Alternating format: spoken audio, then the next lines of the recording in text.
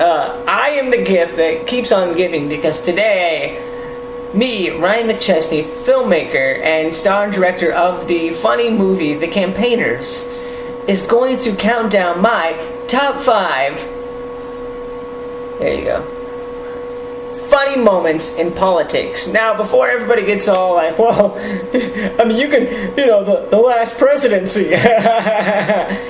No, it's not going to be like that. This is going to be like generally funny moments in political history, with the object of it, being funny mishaps or just funny sayings by the president. So, without further ado, here is my top 5 funny moments in politics. And at number 5, we're coming in. This is the 2011 White House Correspondents' Dinner, and President Obama just takes control of this thing, because he during that time people were questioning where Obama was born. They hadn't seen the birth certificate, and they really, his opponents were really out to get him on this, and the watchdog party was really out to get him, and so he takes the White House Correspondent Dinner, which is supposed to be a lighthearted and funny affair, and he turns it into probably the best stand-up routine I've ever seen a president do, capped off by him mocking Donald Trump for his experience in decision-making by going on The Apprentice, by going off on The Apprentice. And it was really funny. One of the quotes was, he was like, you had to do this, and you ended up hiring Gary Busey. Now, these are the decisions that would keep me up at night. And just the White House, everybody there just erupted in laughter.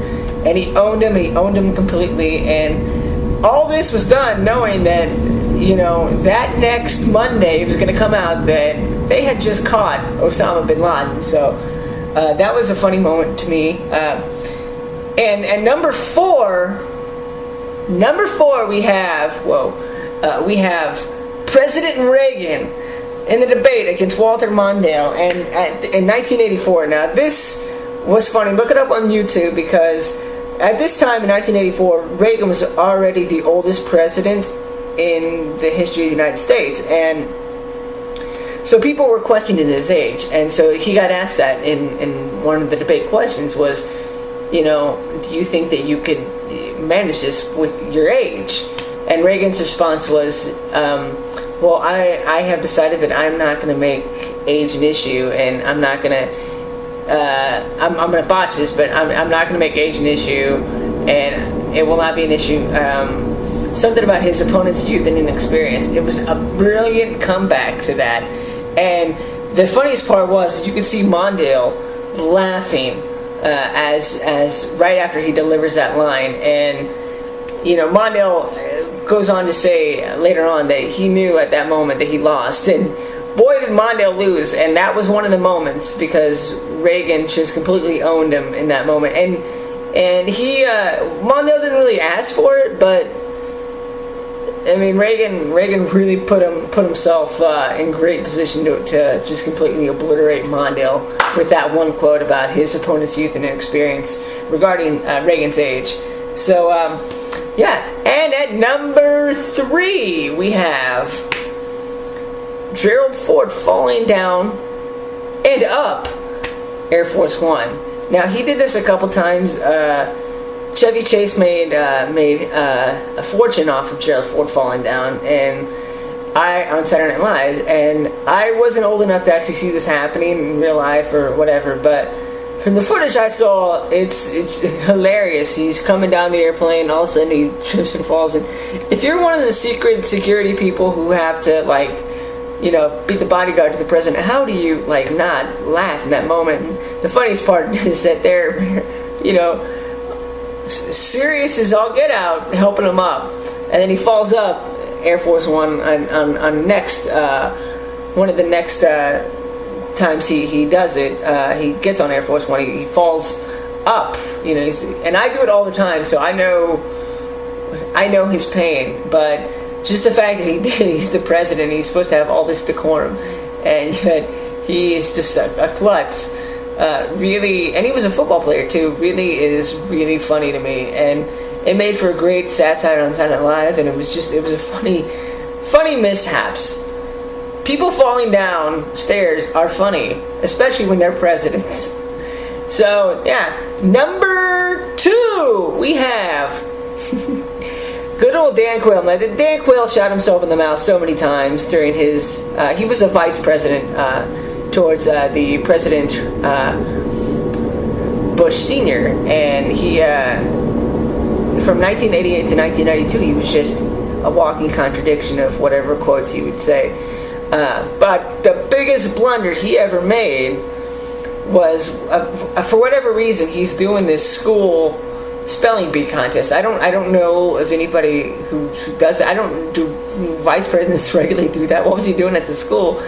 And he was doing this spelling bee contest, and the best part was the kid spelled potato, and Dan Quayle took the opportunity to correct the kid how he spelled potato, that you put an E on the end of it, and that's not right. And of course Dan Quayle blames the school systems for having the wrong answers, because he was just looking off that. Well, gosh, he can't even think for himself. So he was looking off that, and the fact that he had to look off that to kind of reassure himself how to spell potato is another issue altogether. But he corrected that. He corrected the kid, but he was wrong. And that was our vice president, late 80s, early 90s. And it didn't make me feel safe as a kid, because I remember hearing about that and just laughing, because I could spell potato. I was 8? Yeah, I could spell. It was 1992. Yeah, and so that was a very funny moment. And now, the number one hilarious moment in political history is Anthony Weiner, from the U.S. House of Representatives and a congressman in New York, showing off pictures of his wiener, texting people pictures of his wiener. It's the funniest, most ironic story in political history. It doesn't get any better than that. It was a gift from the comedy gods, and I can't, for the life of me, understand what he was thinking. But I do know that when your last name's Weiner and you're sexting people pictures of your wiener, you're in for a long, long, long life once that gets out. So, especially if you're a congressman. There's nothing more to say to that. Nothing more. It's almost so funny that you can't make any jokes about it. But the comedy's just there, right there. So I thought that was by far the funniest moment in political history. And as always, well, not as always, but this one is up for debate. You can, if you have any other moments that you would like to share, or think that I forgot, let me know, because I'm always up for this type of stuff. This type of stuff makes me go. But speaking of political funny moments, my movie, The Campaigners, is coming along. Again, we will have clips later in the week, and I hope that you enjoy it and check out our trailer and our teaser, and I hope that you have fun with it, and like us on Facebook and visit our website at thecampaignersmovie.com. So check us out. You won't regret it, because it's just one big ball of political funny.